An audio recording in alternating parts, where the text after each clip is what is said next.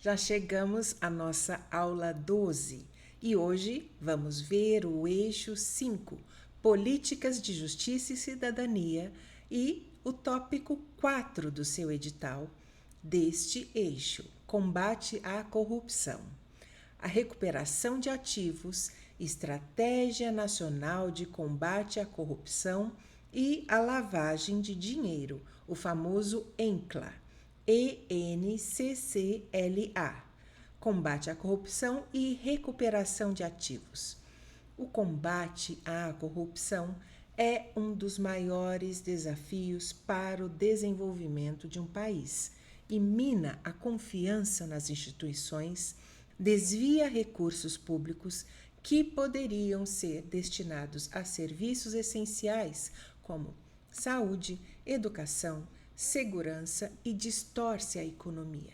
E no Brasil, as políticas de enfrentamento à corrupção têm ganhado destaque com dois pilares importantes, que certamente estarão no seu concurso: a recuperação de ativos e a Estratégia Nacional de Combate à Corrupção e à Lavagem de Dinheiro. Primeiro tópico: recuperação de ativos, conceito e importância. A recuperação de ativos é um processo pelo qual o Estado busca reaver bens, valores e direitos provenientes de atividades ilícitas, principalmente corrupção e lavagem de dinheiro, do tráfico de drogas e do crime organizado, que foram desviados, ocultados ou utilizados pelos criminosos. O objetivo não é apenas punir, mas também descapitalizar as organizações criminosas e retomar os recursos à sociedade. E quais mecanismos e fases de recuperação o nosso sistema tem? Primeiro, localização e identificação. Investigação para descobrir onde os ativos ilícitos estão escondidos, se em contas bancárias, se em imóveis, veículos, joias, obras de artes, criptomoedas, etc., tanto no Brasil quanto no exterior. Depois, bloqueio e sequestro desses bens com medidas judiciais urgentes para impedir que os criminosos movimentem ou se desfaçam dos bens, e isso inclui o bloqueio de contas, o sequestro de imóveis, o arresto de bens, etc. E aí, a administração e gestão desses bens. Uma vez bloqueados, os bens precisam ser administrados para evitar a sua deterioração ou perda de valor. E no Brasil, a gestão de ativos apreendidos é feita principalmente pela Secretaria Nacional de Política sobre Drogas e Gestão de Ativos, SENAD, a sigla, do Ministério da Justiça e Segurança Pública, que administra bens apreendidos em processos de crimes de lavagem e tráfico. Após tudo isso, confisco e perdimento.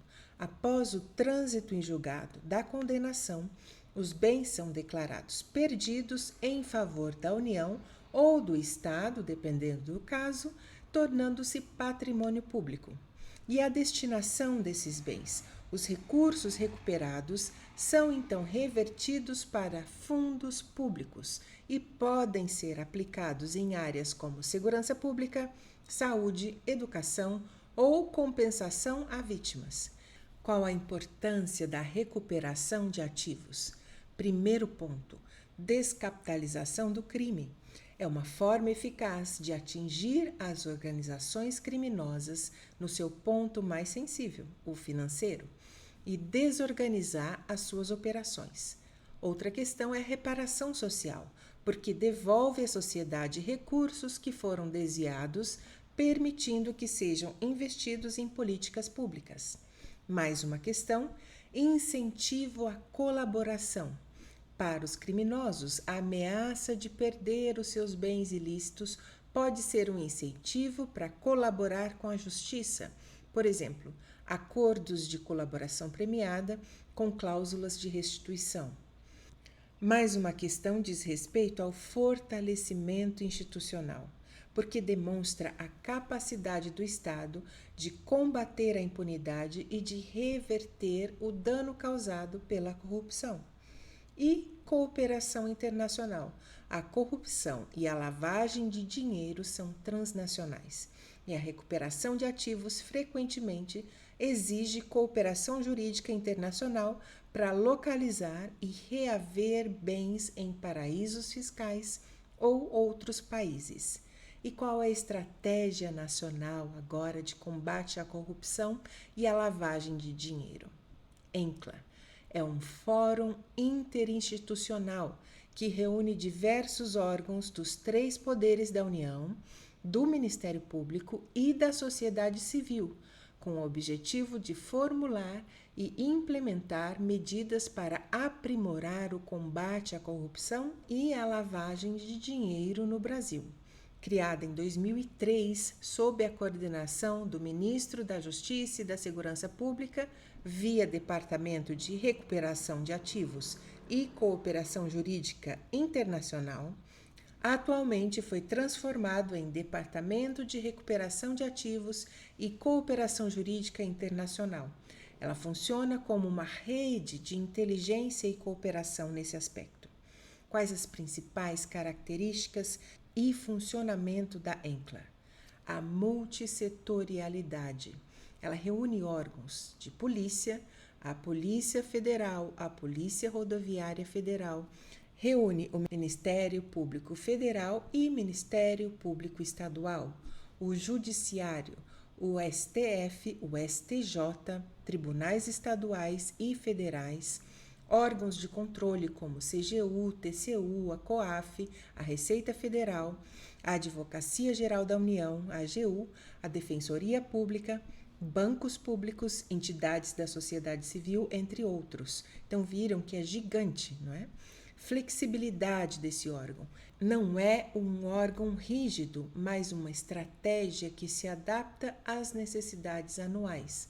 A cada ano, os órgãos participantes propõem ações com metas concretas, que são debatidas e priorizadas em plenárias. E tem um foco estratégico. As ações da ENCLA abordam diversos aspectos do combate à corrupção e a lavagem de dinheiro. Um dos aspectos, aperfeiçoamento do legislativo, com proposição de novas leis, alterações nas existentes, para fechar lacunas e tornar a legislação mais eficaz. Também o fortalecimento da investigação, porque compartilha inteligência, técnicas de investigação e capacitação de agentes. E ainda, recuperação de ativos. A prioridade é constante com aprimoramento dos mecanismos e da cooperação internacional. Ainda na prevenção, medidas para aumentar a transparência, a fiscalização de órgãos públicos e privados e a educação anticorrupção. Mais uma, cooperação jurídica internacional, para facilitar o fluxo de informações e pedidos entre países. E, por último, o uso da tecnologia, ferramentas tecnológicas para a detecção e investigação de crimes financeiros. E ainda, depois de tudo isso, coordenação e articulação. A ENCLA coordena ações que, de outra forma, seriam executadas de forma isolada. Então, ela promove a sinergia entre as instituições. E tudo isso com transparência, porque os resultados e as ações da ENCLA são divulgadas anualmente, o que permite o acompanhamento pela sociedade.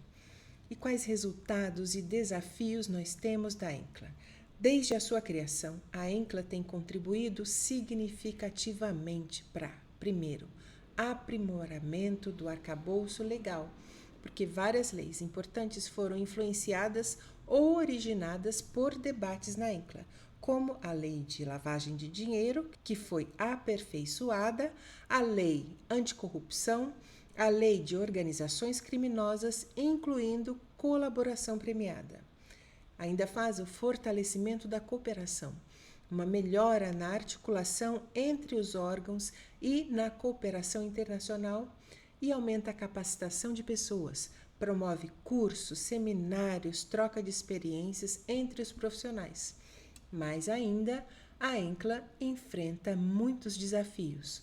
Um deles, a autonomia dos órgãos, porque, embora seja um fórum de cooperação, cada órgão participante tem sua própria autonomia e prioridades. Ainda a dificuldade de recursos. A efetividade de algumas ações depende de investimentos em tecnologia e pessoal, o que nem sempre estão disponíveis. E a questão do cenário político. A influência de fatores políticos pode impactar a prioridade e o andamento de certas ações. Último ponto, que é uma dificuldade mesmo para a ENCLA, a complexidade dos crimes. A corrupção e a lavagem de dinheiro são crimes cada vez mais sofisticados e exigem constante aprimoramento das estratégias de combate. E no Brasil, a legislação contra a corrupção inclui a Lei Anticorrupção, que é a 12.846 de 2013, que responsabiliza empresas, a Lei de Improbidade Administrativa, a 8429, lá de 92, que pune servidores públicos. Ainda temos a Lei de Acesso à Informação, que promove a transparência, a Lei da Ficha Limpa, que vai restringir, por exemplo, a elegibilidade de políticos com condenações, o Código Penal, que define crimes como peculato, corrupção passiva, e o Código Eleitoral também, que tipifica a corrupção eleitoral, lá no artigo 299, que é aquela coisa de dar, oferecer, prometer, receber para si ou para outrem, como sempre, né, no direito penal, dinheiro ou algum favor ou qualquer outra vantagem, né, para o voto ou para se abster de votar ou ainda qualquer oferta, mesmo que não seja aceita. Tá mais ou menos assim lá. Então é importante ter em mente aqui nesse ponto do edital que o combate à corrupção é política de Estado e os esforços são constantes da Polícia Federal, do Ministério Público Federal, majoritariamente, mas é em todas as esferas e estratos sociais. Um exemplo, por sorte, né, a gente não tem aqui a situação como ocorreu esse ano nos Estados Unidos, no qual o presidente suspendeu, por ordem executiva, a aplicação de uma lei que chama Lei de Práticas de Corrupção no Exterior. E o argumento dele foi que prejudica as empresas americanas em transações internacionais, ou seja, se essas empresas corromperem governos no exterior, não importa, é isso. Vejam, a nossa legislação, a nossa lei anticorrupção estabelece responsabilização administrativa e civil de pessoas jurídicas pela prática de atos contra a administração pública, nacional e estrangeira.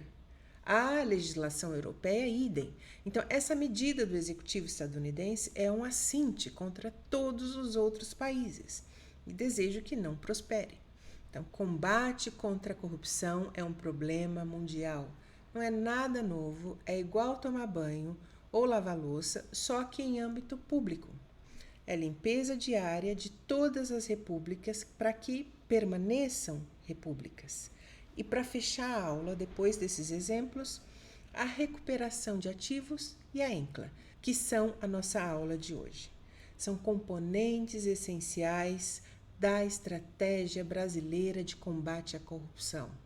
A recuperação de bens ilícitos é fundamental para desestimular e reverter o dano social, desestimular o crime e a reversão do dano, enquanto a ENCLA, como espaço de coordenação e inteligência, impulsiona a inovação e a efetividade das ações de prevenção e repressão, na busca da construção de um ambiente de maior integridade e justiça. Mais uma vez, última aula da semana, como vocês devem ter percebido, a cada dia ministro um tópico de um eixo do edital em rodadas de estudo para vocês, procurando abranger todos os tópicos principais para a sua prova, o que é um auxílio para a sua memorização. E se você quiser ter acesso à apostila com todos esses tópicos organizados, o link está no primeiro comentário fixado no vídeo. E a gente aqui está também nessas aulas em uma crescente em complexidade e aprofundamento, com um método de ensino e não num bombardeio de matérias sem a devida base para vocês, porque eu quero que essas aulas sirvam para toda a sua carreira profissional, que seja acessível pela metodologia, porque ninguém se motiva, né, a estudar o que não entende. Se cair de paraquedas no meio de discussões políticas ou de políticas públicas sem base. Então, tanto em relação ao método, quanto em relação ao conteúdo de entendimento do Brasil, das nossas instituições e legislação, chegando até nos detalhes e nas discussões complexas em etapas. Esse é o meu objetivo aqui, então fiquem bem. Tirem um dia de descanso na semana, o meu é no sábado, por isso a última aula é sempre aos domingos, né? E estudem com toda a garra nos demais dias. Nos vemos na próxima aula.